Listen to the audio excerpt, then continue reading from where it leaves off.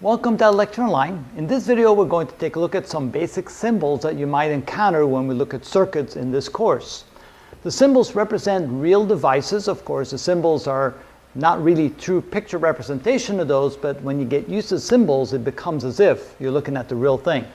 Here we have a resistor. A resistor is simply a squiggly line going back and forth like that.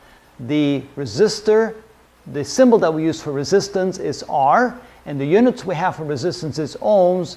We use the symbol, the Greek letter omega, to indicate ohms. That's the unit of resistance. When you have two lines together like this inside a circuit, this is called a capacitor. That represents two capacitor plates very close to one another, opposite to one another like that. This is called the capacitance, and the units we use is farads, and the letter for that would be F. Inductors or coils are drawn like little springs like that on the side. L stands for inductance, and the units we have for inductors is henries. We use the letter H for henries. Sometimes we have what we call the load resistor. We have an entire circuit and we attach another device onto that circuit.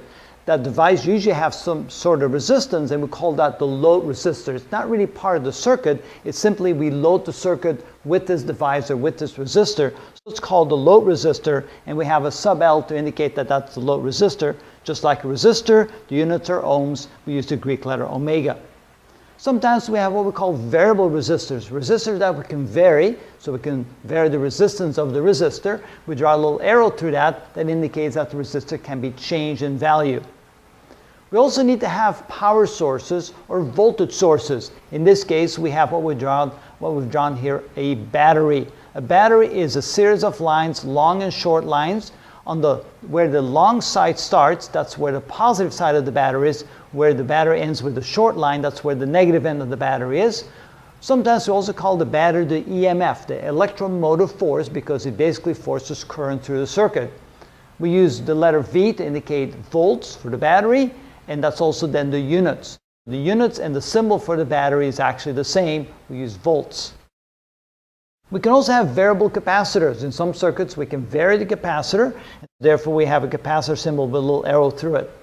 Some other things that we need to know is sometimes we have not just a steady state or direct current voltage source. Sometimes we have an alternating current voltage source. An alternating current voltage source produces an alternating voltage.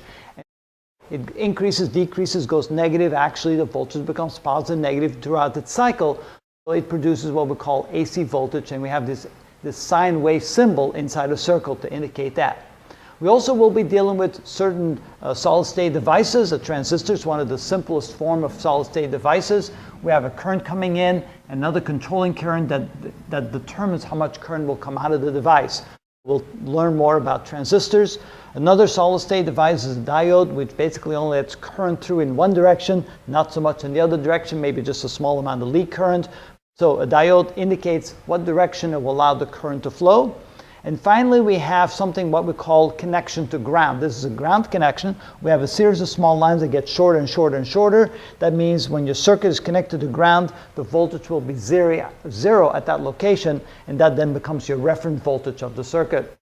Those are just some basic circuit symbols that we'll be using throughout. And so to be familiar with these is very useful, very beneficial to become familiar with these symbols. There's many more symbols, of course, but if you know these, you have a good repertoire of things that you can draw on when you start building and looking at simple circuits. And that's where we start.